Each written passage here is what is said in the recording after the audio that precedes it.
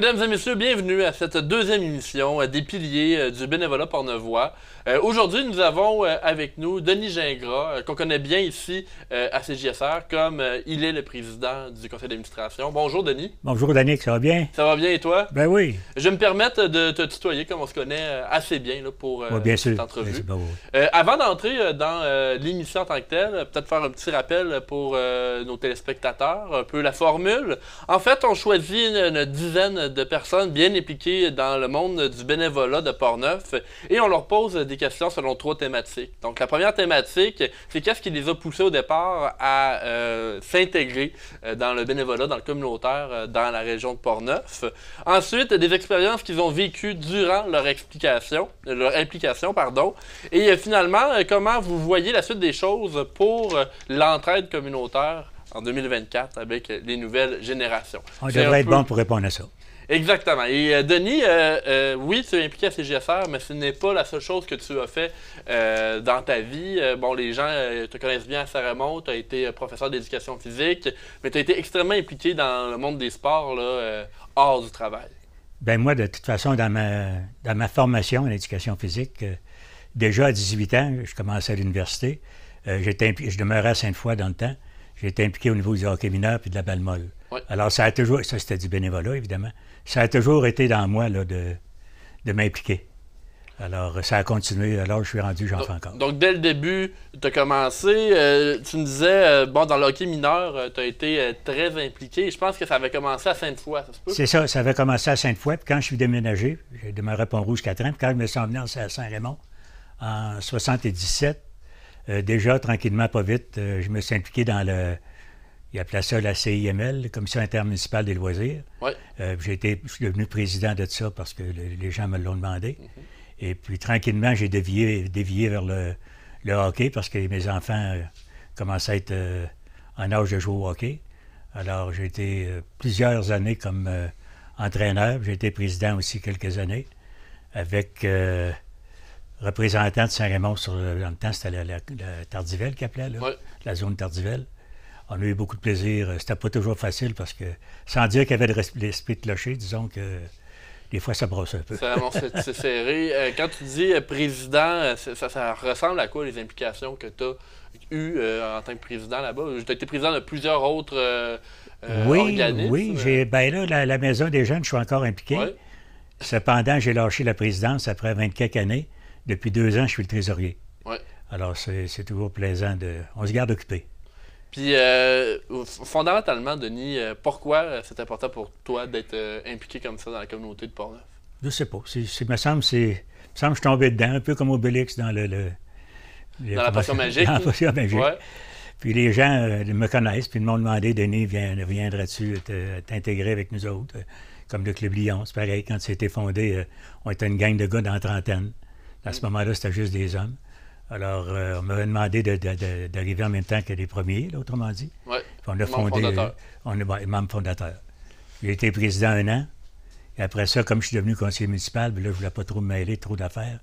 J'ai décidé de lâcher les Lions, mais c'est un organisme que j'avais bien à cœur, évidemment.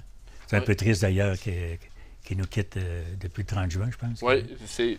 Au moment d'enregistrer cet épisode, aujourd'hui, nous sommes le 25 juillet. Ça fait à peu près un mois là, que les activités du Club des Lions... c'est ça. D'ailleurs, on va avoir l'occasion de parler à M. Beaulieu oui. dans le cadre de cette émission-là. Lui qui a été président au départ et même à la fin. Oui, oui. Il a été président plusieurs fois. Oui. Oui. Exactement. Denis, il y a une autre chose que les gens connaissent moins, mais tu l'as fait pendant une vingtaine d'années aussi. C'est le Fonds d'aide au sport amateur de Portneuf, la FASAP. Tu étais là-dedans également. Ça, c'est plutôt mystérieux, là. C'est parce que, évidemment, il y a un conseil d'administration. Je dirais même, j'ai été 25 ans. Il y avait un comité secret. Moi, je peux te dire, parce que j'ai quitté l'année passée, ceux qui devaient choisir les athlètes, faire une recommandation au conseil d'administration. C'était un comité fermé, là, qu'on était 2-3. On était 2-3.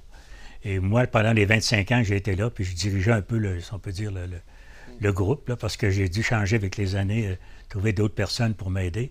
Et ça a toujours été anonyme, ça. Donc, les autres personnes, il n'y a pas personne qui connaît leur nom. Ça, c'est pour éviter, bien sûr, d'avoir des parents qui appellent et qui ne sont pas contents. Alors, le conseil d'administration de la FASAP, eux autres, je dirais pas que ça en lave les mains, mais ils sont capables de dire c'est un comité formé de gens compétents qui s'occupaient de ça. Puis moi, avec ma formation d'éducateur physique, je lisais beaucoup dans le courrier tout ce qui se passait dans les athlètes de Port-Neuf. Tu sais, c'est un travail qui ne dure pas longtemps dans le concret, la journée ou les 2-3 jours qu'on choisit réellement. Qui va avoir des financements. Oui, ça n'impliquait pas tant de temps que ça. Non, je dirais, moi, le temps parce qu'il y avait des fois une cinquantaine là, de demandes, des fois 40. On en choisissait pas plus qu'une trentaine, donc on devait vraiment faire une bonne sélection. Mais c'est une expérience extraordinaire, parce que j'ai vu pousser des athlètes là, comme Audrey Lacroix en natation, Catherine Savard, il y en a d'autres, bien sûr, là, les tout premiers, je ne me souviens pas des noms, ça fait trop longtemps, là, mais on les voyait passer de relève, après ça au provincial, national, et quelques-uns international. Oui. Oui, mais c'est sûr et certain que, bon, toi qui étais enseignant pour l'éducation physique, tu étais à la bonne place. Oui, c'est ça. Une autre chose, on l'a survolé très rapidement et j'aimerais qu'on entre un peu plus dans les détails. La Maison des jeunes. Tu me disais, tu as été président, là je crois que tu es trésorier maintenant. Là, je suis rendu trésorier. Oui. Ça a été quoi? Ce qui est moins d'ouvrage, dans le fond, un petit peu, là. Oui. Ça a été quoi, ton implication dans, je pense, plus de 20 ans? Bien, moi, en 1998, je pense, il y a quelqu'un qui m'a approché pour venir pour participer au conseil d'administration. Il y avait une petite affaire à régler, puis il voulait avoir mon opinion. Alors, je suis allé. Finalement, je suis resté 25 ans comme président, ou peut-être 24, là. Depuis les 2 dernières années, comme je disais, j'ai même peut-être 3 ans. Je suis rendu juste trésorier. OK. Je m'occupe du courrier, puis je m'assure que tout est correct pour les finances. Pourquoi c'est important pour toi, selon toi, d'avoir une maison des jeunes ici à Saint-Raymond? Tu sais, c'est un dossier qui est intéressant parce que, d'abord, il faut toujours que ce soit un peu dans le centre-ville. C'est ce qui se passe présentement. Il y a beaucoup de jeunes qui, on va appeler ça flâner. Oui. Alors, on les aide à flâner en organisant. Parce que souvent, ils vont rentrer, ils peuvent ressortir et tout ça, là. Oui. On a déménagé 4 fois de place, moi, sur ma présidence, là.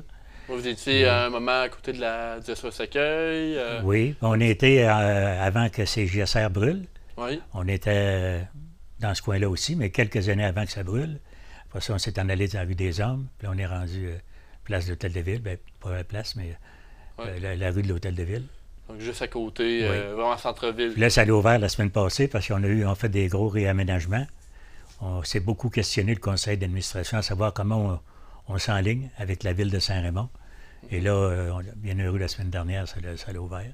Ouais. Ça l'a réouvert, que je devrais dire, parce que pour mettre un petit peu plus, je dirais pas de discipline, mais de mieux contrôler ce qui se passe. Parce que entrer, sortir, on comprend que ça peut amener ça devient plus difficile à gérer. Donc, on a mis des règlements un petit peu plus conviennent plus, disons. Et on dit aussi que quand il y a un enfant, un jeune dans un village, oui, les parents l'éduquent, mais tout le village en tant que tel éduque cet enfant-là aussi un peu. Donc, oui. C'est un peu la raison d'être de la Maison des jeunes. Oui. Puis moi, me suis toujours occupé des jeunes. Oui. Donc, même si je commençais à vieillir quand j'ai pris ça, c'est pas nous autres qui animent. Là. On comprend que c'est un conseil d'administration. Derrière. Il y en a plusieurs qui sont dans le conseil d'administration qui ont déjà été des animatrices. OK. Parce que je suis le seul homme là, sur le conseil d'administration. Oui. Denis Gingras, tu es président de CJSR. On va faire une petite mise en abîme parce qu'on va parler de CJSR. Ton implication a été très, très, très importante, notamment lorsque Déry Télécom a acheté, je crois, tu me le disais tout à l'heure. Câble Action. Câble Action. Il y a eu donc toute une grande expansion de CJSR à ce moment-là. Tes revenus aussi par la suite. Peux-tu nous parler un peu de tout ce qui t'a touché au travers de CJSR? Bien, moi, c'est pas compliqué. J'ai commencé à CJSR. Moi, j'étais conseiller municipal en 1993. Ouais. Et il y avait quelqu'un qui avait été nommé par la ville, parce qu'il y a toujours quelqu'un sur le conseil d'administration. Et c'était quelqu'un d'autre. On m'a approché, moi, pour embarquer. Alors, j'ai remplacé le type. Et finalement, ils ont dit, ça nous prend un président. Alors, j'ai accepté. Là, ça président 2 ans. Après ça, on se remplaçait, Richard Thiboutot et moi, dans les années où je suis arrivé. Ouais. Au début, quand je suis arrivé, c'était Paul-Henri Genois. Après ça, il y avait Charles Plamondon. Et c'est là, tranquillement, On s'est relayé, M. Thiboutot et moi. Puis quand on a décidé de mettre un directeur général, ben à ce moment-là, Richard est devenu directeur général, donc il ne pouvait plus être président. Oui. Alors moi, j'avais accepté une nouvelle présidence et j'ai quitté pendant 3 ans parce que c'est une autre sorte de bénévolat. Je me suis occupé d'un ami qui avait des problèmes de santé. Je suis allé rester 3 ans à Rivière-à-Pierre. Ouais. Alors, à ce moment-là, ben, je faisais comment est-ce qu'on appelle ça, de l'aide à domicile. Là. Puis, je ne voulais pas trop m'éparpiller. Et je suis revenu après ça pour une 2e ou une 3e fois, quand le président et la direction générale ont quitté CJSR pour des raisons personnelles, qu'on va dire. Un peu en même temps d'ailleurs. Oui, pratiquement en même temps. Et là, il n'y avait plus personne prendre la présidence. Alors, on m'a rappelé. Ça a donné que moi, j'étais libre à ce moment-là de toute contrainte, si on peut dire. Là. Alors, j'ai repris la direction comme directeur au début. Et j'ai eu la chance d'avoir des tuyaux, comme on dit, pour me dire qu'il y a quelqu'un qui se libérait bientôt de Radio-Canada. On parle d'Aubert. Oui. Alors, je l'avais invité à venir faire un tour, voir ce que ça avait l'air, pour faire son petit bénévolat le temps qu'il travaillait encore pour Radio-Canada. Et je lui ai dit, si tu acceptes de prendre la direction générale, je te garantis que je vais être président. Mm-hmm. Bon, c'est pas des jobs que les gens comprennent que ça court pas les rues, là, les présidents de... Puis, j'aimerais qu'on parle de ça, justement, pour nos téléspectateurs qui ont peut-être jamais été vraiment impliqués dans un conseil d'administration. La présidence, ça a quand même des grosses implications. Là.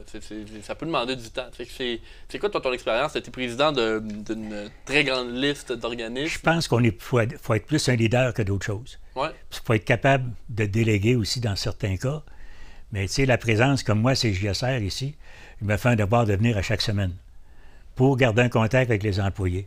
Pas le faire le travail à leur place. On s'entend que chacun a son travail à faire, une fois qu'on a déterminé ce qu'on doit faire. Mais je me fais un devoir d'être présent. C'est une présence. Et puis, c'est un peu, dans le fond, chaque conseil d'administration se ressemble un peu. On est là pour gérer bien souvent les règlements, évidemment les finances, qui est une grosse partie. Mm-hmm. Alors, c'est dans ce sens-là. Et je veux qu'on reste un peu sur la même lignée d'idées en tant que président. Vous êtes également, autant le président que le conseil d'administration, un peu responsable de voir où est-ce que l'organisme s'en va dans le futur. Vous avez la grosse planification à faire aussi. Oui, puis on a eu quand même avec le gouvernement, le ministère de la Culture, nous avait donné une subvention pour produire un rapport qui nous a permis de se situer dans le contexte des années 2020. Là.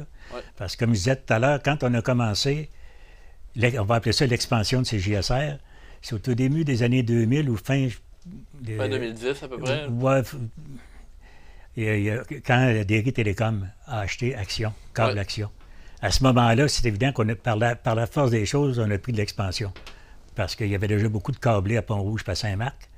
Donc, moi, j'avais demandé au M. Michel Matt, à ce moment-là, qui était notre représentant au gouvernement, au provincial, notre député, de réunir les maires. Parce qu'il y a beaucoup plus de pouvoir qu'un président. Mm-hmm.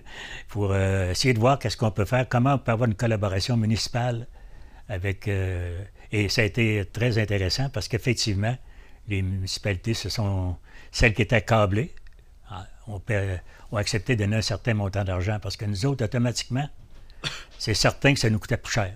Alors, on s'entend qu'on devait faire beaucoup plus de reportages à l'extérieur de Saint-Raymond, Saint-Léonard ou Rivière-à-Pierre. Ça paraît sur le transport. Oui, sur le transport, puis aussi sur le nombre d'employés. Oui. Alors, ça nous a aidés, en plus des autres subventions qu'on reçoit, bien évidemment. Là. Sans ça, on ne vivrait pas, on n'avait pas de subvention. J'aimerais qu'on passe à la deuxième partie, les expériences vécues durant l'implication. Peut-être que la première question, tu as déjà un peu répondu, c'est dans le sens que quels sont les moments les plus marquants où vous avez eu la confirmation de la pertinence de l'implication que vous réalisiez. À quel moment tu t'es rendu compte, Denis, bon, c'est vraiment important ce que je fais? Bien, oui, c'est une raison de dire que c'est important, mais c'est pas évident de trouver des gens. Ouais. Alors, moi, j'avais une espèce de facilité, on va appeler ça, à s'exprimer. Puis il y en a qui me disaient, ben oui, dis-nous un prêtre là, mais on ne veut pas être président. Alors, ça, on va dire que ça jouait sur mon orgueil un peu, là. Ouais. Tu sais, oui, les gens me demandent d'y aller, puis j'ai du temps, puis j'ai on va dire des connaissances un peu, là. Alors, ça a toujours été un peu comme ça que ça a fonctionné, mon implication. Évidemment, il y a des fois que c'est moins drôle un peu, il y a des fois que c'est un petit peu plus stressant, Mais ça, on apprend à vivre avec ces choses-là. C'était quoi des moments qui te reviennent en tête comme étant plus difficiles? Je vais te conter une anecdote, même si c'est pas le CJSR, là. Oui, mais c'est au hockey mineur. Oui. Moi, je venais d'écrire, je m'étais inspiré parce que je me représentais Portneuf au sport étudiant dans mon travail, là, à Québec, tu sais. Et puis, on avait un code d'éthique qui était bien le fun, un petit code d'éthique, là, qu'on appliquait dans les écoles. Ouais. Puis j'en ai fait un modèle applicable au hockey mineur. Et on avait fait des belles affiches qu'on avait posées partout dans les arénas de notre coin. Puis évidemment, on parlait de respect dans tous les que ce soit les arbitres, les joueurs, les parents, tout le monde. Oui. La première partie que je coach, il y a un de mes joueurs qui fait une gaffe. Contre le code d'éthique. Contre le code d'éthique. OK. Dans le journal, le lendemain, l'apôtre de la non-violence, je me fais attaquer dans le courrier de Portneuf par, par quelqu'un d'une autre municipalité que je nommerai pas. Je respecte beaucoup les gens, là. Ouais. Et on a eu une petite guéguerre, là, par l'intermédiaire du courrier de Portneuf. J'ai demandé est-ce que je peux répondre. Ouais. Ça, c'est une anecdote qui m'a beaucoup... shaké. C'est-à-dire que ça m'a confirmé qu'il y avait du travail à faire dans ce domaine-là. Parce que c'est pas parce que je coachais un joueur qu'on était à l'abri d'avoir une mauvaise action, on va appeler ça de même. Là. Puis là, dans cette histoire précise-là, il y a eu une mauvaise action du joueur. Est-ce que vous avez dû sévir en fonction du code d'éthique? Comment ça s'était passé? Moi, j'ai expliqué aux joueurs, regarde, écoute, là, ça se fait pas. Ouais. Des fois, à l'interne, chacun peut avoir ses petites punitions. Là. Tu vas sauter un tour, des affaires de même. Ouais. Parce que moi, j'étais le genre de coach, d'entraîneur qui faisait jouer tout le monde. Ouais. On n'était pas dans l'élite, là, où... Puis une autre anecdote du hockey mineur également, c'est qu'on perdait par 1 point dans un tournoi. Puis l'autre équipe avait décidé que leur meilleur joueur, il ne sortait pas. Il l'envoyait à la défense pour se reposer, il l'envoyait à l'attaque. Il restait à peu près 2 minutes à jouer. Mes joueurs, il est fatigué. Tous les trois joueurs, allez-vous en dessus. Aussitôt qu'à la rondelle. Fait que là, ça mettait une pression. Mm-hmm. Et finalement, on compte un but. On s'en va en supplémentaire. Et le coach adverse fait comme lui aussi une mauvaise action. Il tire de quoi sur la glace, t'es pas content. Okay. Fait que moi, en tant qu'entraîneur, je demande des explications. Puis je dis, ça mérite une punition de banc. Puis de faire le même. Alors, on s'en va en supplémentaire, punition de banc. On score. On gagne la partie. Alors, tu vois, à trop vouloir faire jouer des joueurs, puis à ne pas respecter les règles, bien, des fois, l'adversaire est récompensé. C'est ça. Il faut garder une certaine... un niveau d'être un bon joueur dans le sport. Là. Puis j'imagine que toi, en tant qu'entraîneur, bien impliqué dans le sport, c'est important de transmettre ces valeurs-là à tes joueurs. Là. Oui, puis c'est ça. Puis dans ce cas-là, c'est pour ça que ça avait créé un problème, parce que un de mes joueurs avait justement pas respecté le code. Oui, OK. Ah oui, mais ça peut arriver. C'est pour ça que là... D'où l'importance, justement, de le mettre en pratique. Oui. Denis, tu es impliqué dans le monde sportif, communautaire, bénévolat depuis très longtemps. Est-ce que, en fait, pourquoi as-tu poursuivi aussi longtemps, puis que tu as encore des implications aujourd'hui? Bien, c'est pas compliqué. J'aime ça. Oui. Regarde, il faut aimer ça. Il faut pas se sentir, comment je dirais bien ça, on ne peut pas plaire à tout le monde. Ça, c'est la première des choses. Dans certains cas, il faut se faire une carapace. Pas ici à CJSR, là, mais tu sais, des fois, quand on allait discuter pour le hockey mineur, ça brassait un peu, là. Il faut que tu te fasses une carapace. Tu dis, regarde, c'est pas moi qui vise, là. Personnellement, c'est l'organisation. Alors, tu sais, mais je vais toujours aimer ça. Puis, il y a une chose, là, je fais peut-être un petit retour à ce qu'on disait tantôt. Tu me disais, c'est dur de trouver des gens. C'est dur, même si JSR, parfois, je t'ai déjà vu essayer de te recruter du monde dans le CA. Donc, je vais faire un lien avec le 3e thème, la suite des choses pour l'aide communautaire.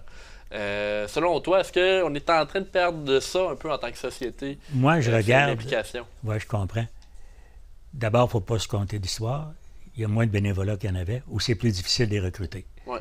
Puis, dépendamment du genre de bénévolat.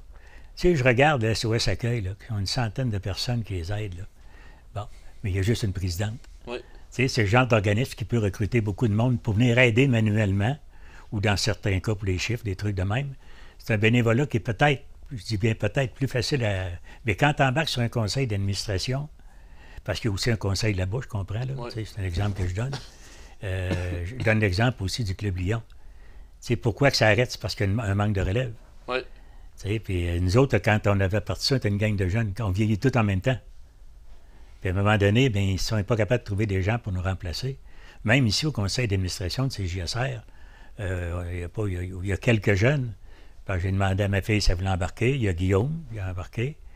Mais tu sais, quand ces personnes-là ne voudront plus le faire, il faut déjà prévoir avoir des gens. C'est pour ça que j'essaie de faire du recrutement. J'ai un nouveau qui devrait être membre bientôt, à la prochaine assemblée, qui est plus jeune. Et je ne fais pas de logiste quand je dis ça, parce que je fais partie des vieux. Ouais. Mais la relève, je ne sais pas pourquoi. Est-ce que les gens ils ont des raisons de moins s'impliquer? Je ne sais pas. C'est à nous autres à faire un effort à montrer le dynamisme et puis l'intérêt qu'on peut avoir. Tu sais, c'est plaisant de dire, premièrement, on rencontre des gens, on découvre des choses. Moi, quand j'ai pris la présidence de CJSR, je connaissais absolument rien à tout ce qui se... Toutes les caméras remarquent que je ne suis pas encore excellent, mais c'est pas moi qui y touche de toute façon. Ouais. Puis j'ai déjà fait de l'animation, d'ailleurs. C'est un peu ça qui m'avait amené à CJSR. C'est Stéphane Lépine, à l'époque. Il avait son émission de sport. Puis moi, j'étais président de hockey mineur. Donc, il m'invitait des fois à venir donner les statistiques. C'est là que tu as eu ton premier contact. Le premier contact. Puis là, il y a eu les Canadiens nordiques, imagine-toi. Fait qu'il m'avait demandé de faire venir de l'animation avec lui quelques fois. Puis là, Stéphane était Canadien, moi, j'étais nordique. Alors, tu vois la dynamique qu'on mettait. Les gens nous appelaient. Ça, c'est un très beau souvenir. C'est un peu comme ça que, dans le fond, que j'ai découvert CJSR, parce que moi, je venais pas de Saint-Raymond, donc je ne connaissais pas vraiment CJSR quand je suis arrivé en 1977. C'est vrai que ça faisait pas beaucoup d'années que c'était nouveau quand même. C'était quand même nouveau. Oui. Ça m'emmène justement, parce que, bon, on parle de la relève. J'ai parlé dans une ancienne entrevue pour cette émission-là, les piliers du bénévolat Portnevoix.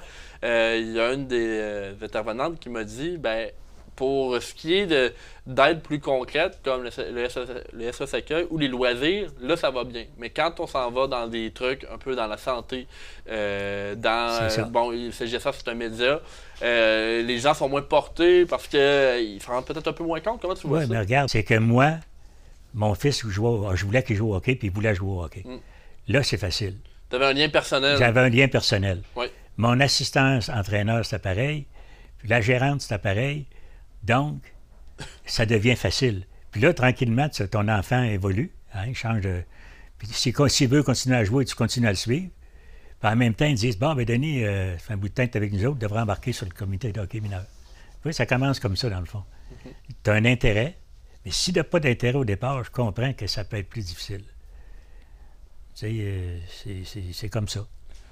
Est-ce que la société d'aujourd'hui s'implique encore, tu l'as dit un peu tantôt, bien au niveau communautaire? Je pense que oui. Tu regardes là, le nombre de comités de bénévoles à Saint-Raymond, parce que je connais plus Saint-Raymond, là, qui sont que la ville pas subventionne, mais qui sont comme, comment est-ce qu'on dit ça, reconnus par la ville. OK? Des organismes reconnus par la ville. Il y en a plusieurs. Bien, tous ces comités-là ont nécessairement un conseil d'administration. Donc, il y en a. Mais là, c'est un peu la même chose que le hockey mineur. Tu es impliqué parce que ton enfant est impliqué. Oui. Tandis qu'il y a des choses comme des comités comme je sais pas, moi, nous autres à CJSR, par exemple. Faut que tu connaisses, faut que quelqu'un t'incite à venir. Moi, une madame que je connaissais qui était venue au comptoir, j'ai dit, ça te tente-tu de t'impliquer? À ma grande surprise, elle me connaissait. Oui. Elle a dit oui, mais elle n'aurait jamais dit oui juste par une annonce de... C'est du bouche à oreille. Oui. C'est aussi simple que ça. Il faut que tu essaies d'être convaincant. Pas trop de réunions dans l'année. Il ne faut pas que les gens se sentent étouffés avant de commencer. Il faut que ce soit un fardeau. Non, il ne faut pas que ce soit un fardeau. Puis comme évidemment, le président, il en fait un peu plus, puis ça, c'est normal. Parce qu'il faut... Moi, ici, surtout, il faut toujours que je sois au courant de tout ce qui se passe. Parce que c'est de la communication. Alors, s'il arrive quelque chose qui n'est pas correct, je ne sais pas, il y a un bris, n'importe quoi, bien moi, Suzy, elle me le dit. Là, il y a eu tel problème. Parce que moi, ces gens peuvent m'appeler chez moi pour me dire, bien là, telle chose est arrivée. Si je ne le sais pas, on a l'air un peu à ne pas s'occuper de nos affaires. Mais en même temps, là, tu sais, C'est pas si difficile que ça. Peut-être dernière question dans cette thématique-là, avant d'aller sur la conclusion pour l'émission. La nouvelle génération, celle qui quitte le secondaire en ce moment, qui commence le cégep ou les études supérieures, crois-tu qu'elle sera portée à donner son temps là, pour la communauté? Eh boy! Moi, je pense qu'il y en aura toujours. Il y en aura toujours. Mais encore là, c'est le recrutement. Tu sais, si tu commences pas jeune, peut-être que c'est plus difficile, mais c'est pas évident. Mais vois-tu, comme nous autres, là, on a donné ici à CJSR une formation à des jeunes du secondaire sur la manipulation là, et certaines techniques. Les jeunes ont tous aimé ça. Est-ce que, puis il y en a plusieurs, il faut être honnête, il y en a plusieurs qui sont venus faire du bénévolat ici, qui se sont retrouvés dans un travail qui est connexe ou un petit peu ressemblant. Alors, c'est par l'exemple. Moi, ça a été le cas. En fait. Ben oui, ça. Toi, tu étais venu, tu étais étudiant à ce moment-là. Oui. Vois-tu, puis ça t'a donné le goût. Évidemment, là, on parle d'un travail, on ne parle pas de bénévolat après ça, mais ça commence souvent par le bénévolat. Surtout un organe comme nous autres de communication, on a intérêt à demander aux jeunes de venir voir ça, puis essayer de vous impliquer. Puis, d'ailleurs, tu sais, Arthur qui travaille maintenant pour nous autres, quand même son grand-père qui a parti ça. Ouais. Alors, avec d'autres, là, mais quand même. Alors, tu vois comment est-ce que des fois, ça prend juste un déclencheur comme ça pour dire, bien, je vais l'essayer. Fait qu'il y a des employés, mais il y a aussi des bénévoles. Évidemment, s'il n'y a pas de bénévoles, dans notre cas, nous autres, ce serait difficile parce que on est obligé, si on va avoir des subventions, d'avoir un conseil d'administration. Télévision communautaire autonome, ça prend un conseil d'administration. Denis Gingras, qui est présentement président de CJSR, a été président de plusieurs autres choses dans le hockey mineur, bien actif au Club des Lions, à la FASAP, à la Maison des Jeunes. Je te remercie d'avoir été des nôtres pour cette émission. Ça me fait plaisir. On arrive à la fin pour le tournage d'aujourd'hui. Puis je dirais que je suis encore prêt à continuer. Oui? Ben oui. J'encourage les retraités, d'ailleurs. Parce que c'est une autre affaire aussi, des jeunes retraités, là. Parce que moi, j'ai eu la chance de prendre ma retraite assez jeune, à 57 ans. Il me restait beaucoup d'années de production. Oui. Alors ça aussi, ça explique pourquoi, des fois, que les gens font du bénévolat. Pour ça, un petit peu se s'ennuyer. Puis là, ils prennent le goût. Après ça, ben, on les a pour longtemps. C'est parti. Merci beaucoup. Merci beaucoup. Alors, la semaine prochaine, dans l'émission, nous allons parler avec Pierre Côté, qui a été bien impliqué du côté de Pont-Rouge, notamment pour le centre Dansereau. Je vous remercie d'avoir été des nôtres. On se retrouve la semaine prochaine.